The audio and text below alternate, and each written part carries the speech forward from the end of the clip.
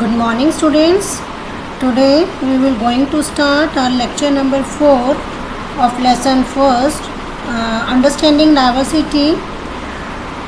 So students, let's start. Yes students, so in our previous lecture there was some technical problem in the last slide. So today we will going to start from the last slide. So let's start. Yes students, Buddhism reached Tibet via Ladakh. VIA via मतलब रास्ते से, मार्ग से. So Buddhism reached Tibet via Ladakh. जो लद्दाख के रास्ते से ही जो बुद्धिज़्म था, बौद्ध धर्म था, वो तिब्बत में पहुंचा. And Ladakh is also called little Tibet. Islam was introduced in this region more than 400 years ago and there is a significant Muslim population here. Yes students, क्योंकि यहाँ पर आप ये कहिए नियर अबाउट 400 साल पहले यहाँ पर लोगों का जो इस्लाम धर्म से परिचय हुआ और अब यहाँ पर एक सिग्निफिकेंट मुस्लिम पॉपुलेशन जो है, यानी एक बड़ी अच्छी खासी पॉपुलेशन मुस्लिम्स की यहाँ पर रहती है. Ladakh has a very rich oral tradition of songs and poem and local version of the Tibetan national epic the Kesar saga are performed and sung by both Muslims and Buddhist. ये students, Ladakh जो है, लद्दाख इसमें जो अपने क्या है, जो सॉन्ग्स एंड पोएम, जो उनके ट्रेडिशनल सॉन्ग्स एंड पोएम में वो काफ़ी रिच हैं.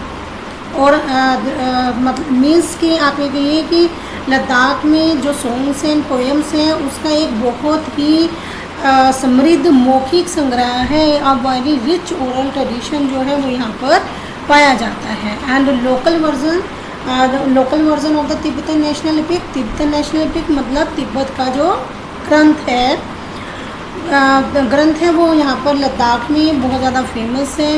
एंड उसके जो लोकल वर्ज़न को यहाँ पर के जो मुस्लिम्स हैं और बुद्धिस्ट जो हैं वो इसको क्या करते हैं, वो इन्हें गाते हैं और इनको परफॉर्म भी करते हैं.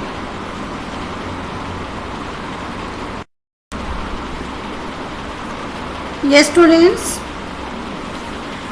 so now we will take another example is relating to Kerala. So students, Kerala is a state in the southwest corner of the India and it is surrounded by the sea on the one side and hills on the other. So students, a number of spices like pepper, cloves and cardamoms are grown on the hills and it is spices that made this region an attractive place for traders. Yes students, so ये जो यहाँ पर क्या है, ये इसमें केरला में इनकी जो ये हिल्स हैं इन पर अलग अलग प्रकार के मसाले जैसे कि पीपर मतलब काली मिर्च, क्लोव्स मीन्स लौंग एंड कार्डामोम्स मीन्स इलायची. तो ये सब यहाँ पे ग्रो किए जाते हैं इन हिल्स पर. एंड इसी वजह से क्या है, इन्हीं स्पाइसेस के कारण यहाँ का जो ये जो रीजन है, ये जो क्षेत्र है वो ट्रेडर्स के लिए काफ़ी अट्रैक्टिव बन जाता है. So yes, Jewish and Arab traders were the first to come here. The apostle of Christ, Sant Thomas, is believed to have come here nearly. Yes students, so यहाँ पर क्या है कि सबसे पहले यहाँ पर जो अरबी और जितने जूइश थे, वो जूइश ट्रेडर थे, वो केरला में आए. और ऐसा भी माना जाता है कि ईसा मसीह जो थे, हमारे ईसा मसीह के जो धर्मदूत थे, okay, apostle of Christ Sant Thomas, जो संत थॉमस थे वो यहाँ पर क्या थे, वो ये जो संत थॉमस थे वो नियर अबाउट 2000 ईयर पहले यहाँ पर आए थे. Okay, and he is credited with bringing Christianity to India. अब वो 2000 years ago वो यहाँ पर आए, ओके। और इंडिया में इस जो हमारे इंडिया में यहाँ पर क्रिश्चियनिटी का मीन्स जो ईसाई धर्म होता है, तो जो क्रिश्चियनिटी था तो वो ये कह रहे हैं कि भारत में जो क्रिश्चियनिटी लाने का जो श्रेय है वो इन्हीं को जाता है। And many Arab traders also came and settle down here. Ibn Battuta, who traveled here a little less than 700 years ago, wrote a travelogue in which he describes the lives of Muslims and says that they were a highly respected community. And the Portuguese discovered the sea route to India from Europe when Vasco da Gama landed with his ship here. Yes students, so अब क्या बताया गया है यहाँ पर कि जो अरब के बहुत सारे ट्रेडर्स जो थे वो यहाँ आकर बस गए। एंड इब्न बतूता ने जो नियर अबाउट 700 ईयर्स अगो यहाँ पर आए और अपनी जो उनका ट्रैवलिंग थी उनकी, उसमें उन्होंने मुस्लिम्स के जीवन का को एक्सप्लेन किया। उसका विवरण देते हुए उन्होंने लिखा कि जो मुस्लिम समुदाय है, हमारा जो मुस्लिम कम्युनिटी है, वो यहाँ की उनकी यहाँ पर बहुत ज़्यादा रिस्पेक्ट है, बहुत ज़्यादा इज्जत है यहाँ पर। एंड वास्को डी गामा जो थे वो क्या थे यहाँ पर, वास्को डी गामा जो हैं उन्होंने यहाँ पर शिप के ज़रिए लैंड किया। यहाँ पर जो समुद्री जहाज़ था उसके ज़रिए वो आए और उसी वजह से यहाँ पर क्या था, जो पुर्तगीज़ थे यहाँ पर, पुर्तगीज़ ने यूरोप से भारत तक का जो समुद्री रास्ता था वो इसी वजह से जाना। जब वास्को डी गामा ने शिप के ज़रिए यहाँ पर लैंड हुए, तभी इस जो वे था, ये जो रास्ता था, वो तभी इसको उन्होंने इसकी डिस्कवरी की, इस रूट की। So because of all these various historical influences, people in Kerala practice different religions such as Judaism, Islam, Christianity, Hinduism and Buddhism. तो इन सभी जो हिस्टोरिकल इन्फ्लुएंसेस के कारण केरल के जो लोग हैं वो कई तरह के अलग अलग प्रकार के जो धर्म हैं उनको वो मानते हैं। इसमें कौन कौन आ जाते हैं, उसमें जुडाइज़म मतलब यहूदी, इस्लाम आ गया आपका, इस्लाम, ईसाई, हिंदू और बौद्ध धर्म, ये सभी इसमें शामिल हैं। Okay, so the fishing nets used here look exactly like the Chinese fishing nets and are called chinawala. Even the utensils used for frying is called the chinachatti, and it is believed that the word chin could have come from China. And the fertile land and climate are suited to growing rice, and the majority of people here eat rice, fish and vegetable. Yes students, so चीन के जो trader थे वो भी केरला आए और यहाँ पर उन्होंने क्या जो फ़िश को पकड़ने के लिए जो उन्होंने नेट का जो जाल का यूज़ किया जाता है यहाँ पर, वो जो चीन के जो नेट होती है ना उनसे बिल्कुल हूबहू मिलता है और उन्हें क्या बोला जाता है, चीना वाला। और जो ये क्या होता है, इसको फ्राई करने के लिए जो लोग यूटेंसिल्स का यूज़ करते हैं उसे क्या कहते हैं, वो चीन चट्टी। सो इसमें जो चीन जो वर्ड है इस बात की ओर इशारा करता है कि उसकी जो उत्पत्ति है, उसका जो ओरिजिन है वो कहाँ हुई होगी। सो केरल की दूसरा ये स्टूडेंट्स, सो केरल की जो फर्टाइल लैंड है और यहाँ का जो क्लाइमेट है उसके अकॉर्डिंग यहाँ पर राइस की जो क्रॉपिंग है उसके लिए काफ़ी ज़्यादा काफ़ी ज़्यादा सूटेबल हैं और यहाँ पर ज़्यादातर लोग जो हैं वो फ़िश, वेजिटेबल एंड राइस जो है वो यहाँ पर खाते हैं।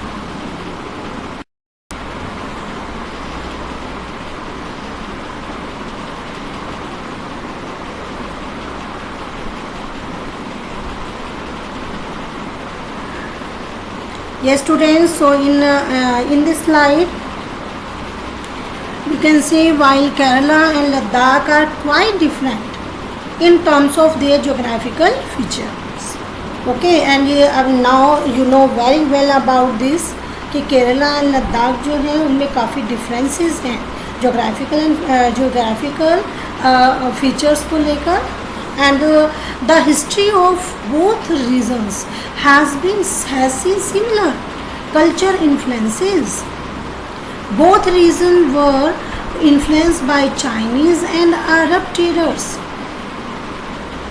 उनमें डिफरेंस है तो वो एक दूसरे के सिमिलर भी हैं। Students, yes you can see in this chapter कि दोनों ही रीजन का जो हिस्ट्री है उसमें एक ही टाइप की जो कल्चर है उसका इन्फ्लुएंस है। दोनों ही रीजन को चीन और अरब से आने वाले जो ट्रेडर थे उन्होंने इनको इन्फ्लुएंस किया। Okay, and so it was the geography of Kerala which allowed for the cultivation of spices, and the special geographical location of Ladakh and its rule that drew traders to these regions. So thus history and geography are often tied in the cultural life of a region. So yes students, as you can see here जहाँ जो केरल है, केरल की जो geographical condition है उसमें क्या है, उसमें स्पाइसेस की जो खेती है वो यहाँ पर पॉसिबल है जैसा उनका जोग्राफिकल कंडीशन है। दूसरी तरफ जो लद्दाख है, लद्दाख की जो उनकी एक स्पेशल जोग्राफिकल जो सिचुएशन है, और जो वूल है ऊन के जो वूल के जो ट्रेडर्स हैं उनको अपनी ओर वो क्या करते हैं, अपनी ओर उनको ट्रेडर्स को उन्होंने खींचा। यानी कि केरल में स्पाइसेस और जो लद्दाख है उसमें उनके वहाँ की वूल, तो इन दोनों चीज़ों ने ट्रेडर्स को अपनी ओर अट्रैक्ट किया। सो इस तरह से हमें ये पता चलता है कि किसी भी रीजन की जो उनका कल्चरल लाइफ है उसका, उसके इतिहास, उसका हिस्ट्री और उनका जो जोग्राफी है उससे बहुत ज़्यादा गहरा संबंध होता है। So history and geography are often tied in the cultural life of the region. Okay, so now in the next paragraph, the influence of diverse cultures is not merely a thing of the past. Our present life are all about moving from place to place for work, and with each move, our cultural traditions and way of life slowly become part of the new place we are in. Similarly, in our own neighborhoods, we'll live close to people from several communities, so our daily lives are about the ways in which we do things together and hear stories about each other's lives, customs and traditions. So students, जितने भी ये diverse cultures हैं उसका जो effect है वो केवल हमारे, आप ये कहें कि आपका जो पास्ट है उसी पर डिपेंड करता है, तो ऐसा नहीं है। हमारा जो क्या है प्रेजेंट लाइफ है हमारी, वो उसका भी मतलब वो भी एक बेस है, मतलब उसका आधार ही काम के लिए एक जगह से हम एक प्लेस से दूसरे प्लेस पर हम जैसे वर्क करने के लिए, काम करने के लिए मूव करते हैं, जाते हैं। तो ये नहीं है कि हिस्ट्री हमने ले ली और उसी के हिसाब से हमारा कल्चर में डाइवर्सिटी पाई जाती है, नहीं। आज के टाइम पर भी प्रेजेंट में भी हम लोग क्या करते हैं, अपने वर्क के लिए एक प्लेस से दूसरी प्लेस पर जाते हैं, और हर एक स्टेप के साथ हमारा जो कल्चर है, हमारी जो रीति रिवाज हैं और जो हमारा जीने का जो हमारा लाइफस्टाइल है वो धीरे धीरे उस जो नए क्षेत्र का हिस्सा बन जाता है जहाँ भी हम पहुँचते हैं. Okay, or similarly in our people from several communities, our daily life are about the ways in which we do things together and hear stories about each other lives, customs and traditions.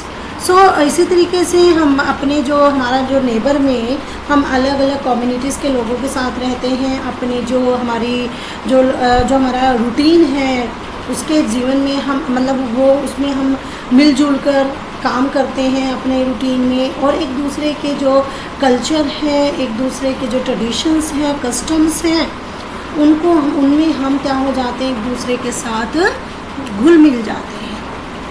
Okay students, so students our next topic is unity in diversity. So unity in diversity. India's diversity has always been recognized. Yes, students. India's diversity has always been recognized as a source of its strength. When the British ruled India, women and men from different culture, religious and regional backgrounds came together to oppose them. So students, you know that कि India में सबसे ज़्यादा diversity है. Okay, so India की जो diversity है जो उसके क्या है, और उसकी जो ये डाइवर्सिटी है उसकी वही उसकी क्या है, वही उसकी स्ट्रेंथ का सोर्स है.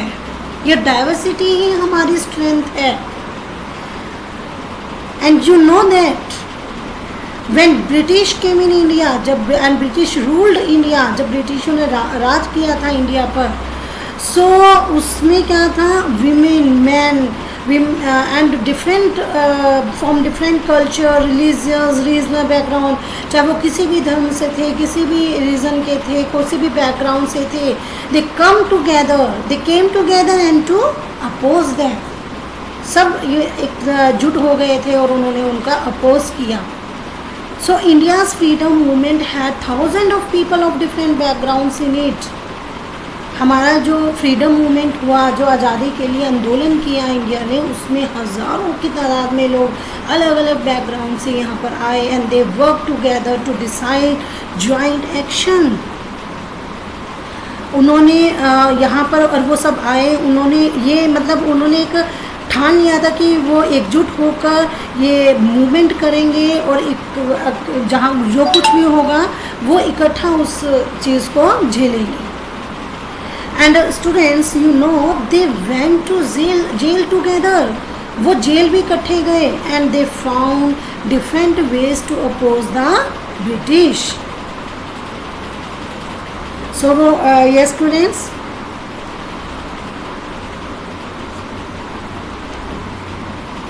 और इसमें उन्होंने अंग्रेज़ों के साथ क्या, ब्रिटिशों का क्या किया, उन्होंने अपने अलग अलग तरीके से उन्होंने उनको ब्रिटिशों को अपोज भी किया. So interestingly, the British thought they could divide Indians because they were so different. अब ब्रिटिशों को तो ये गलत फहमी थी कि क्योंकि इंडिया जो है उसमें डाइवर्सिटी बहुत ज़्यादा है, तो वो बड़ी ईज़िली क्या कर देंगे, अपना जो है डिवाइड एंड रूल, जो भाई फूट डालो और राज करो, ये वाला जो उनका जो था फंडा, इसको वो बिल्कुल यहाँ पर अपना लेंगे. मतलब वो सक्सेसफुल हो जाएंगे इसके अंदर कि भाई इनमें फूट डालो और आराम से उनके ऊपर क्या करो, शासन करो. So they could divide Indians because they were so different and then continue to rule them. But the people show how they could be different and yet be united in their battle against the British. लेकिन लोगों ने यहाँ पर, हमारे जो Indians थे, उन्होंने दिखा दिया कि वो एक दूसरे से चाहे कितने भी डिफरेंट हो, अंग्रेज़ों के खिलाफ लड़ी जाने वाली लड़ाई में वो सब एक थे।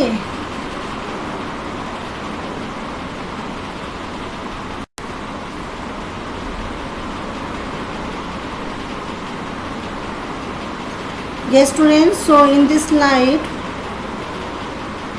so this song, yes students, one song is given in your book, so you can read that song in your books. So that song was sung after the Jallianwala Bagh massacre in Amritsar, in which a British general opened fire on a large group of unarmed, peaceful people, killing many and wounding even more men and women, Hindus, Sikh and Muslims, rich and poor, had gathered to protest against the British.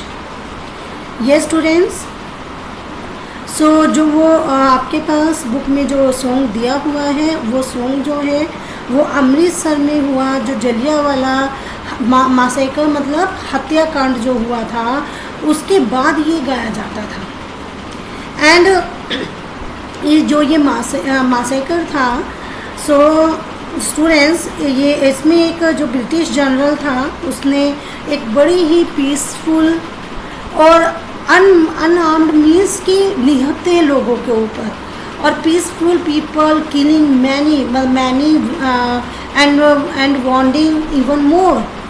कहते हैं कि उन्होंने बड़े ही शांति प्रिय और बड़े ही मतलब और एक अनआर्म्ड लोगों पर खुलेआम उन्होंने गोलियां चलवा दी थी, और जो बाग में जो उस जलियांवाला बाग में इकट्ठे होकर क्या कर रहे थे, एक सभा कर रहे थे।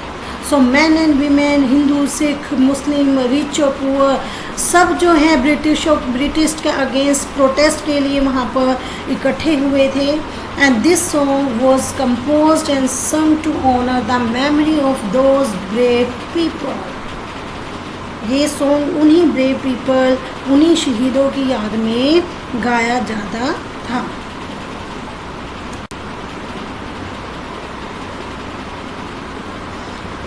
So students, songs and symbols that emerged during the freedom struggle serve as a constant reminder of our country's rich tradition of respect for diversity. Do you know the story of India's flag? It was used as a symbol of protest against the British by people everywhere. ये जो क्या था, जो ये freedom struggle हुआ था, इस during this freedom struggle क्या हुए, कई सारे जो सॉन्ग्स थे और सिंबल्स जो थे, वो इस विविधता के प्रति हमारा विश्वास बनाए रखते हैं। तो क्या आप जो है, जो हमारा जो इंडियन फ्लैग है, उसकी स्टोरी को जानते हैं? Yes students, do you know the story of the Indian flag? It was used as a symbol of protest against the British by the people everywhere. ये जब हमारा जो चल रहा था, मूवमेंट चल रहा था, जो हमारा स्वतंत्रता संग्राम चल रहा था, उस दौरान भारत के जो ये फ्लैग था, उसके परिकल्पना जो है वो की गई थी। ये सिंबल उस टाइम बनाया गया था। And students, in this book, The Discovery of India,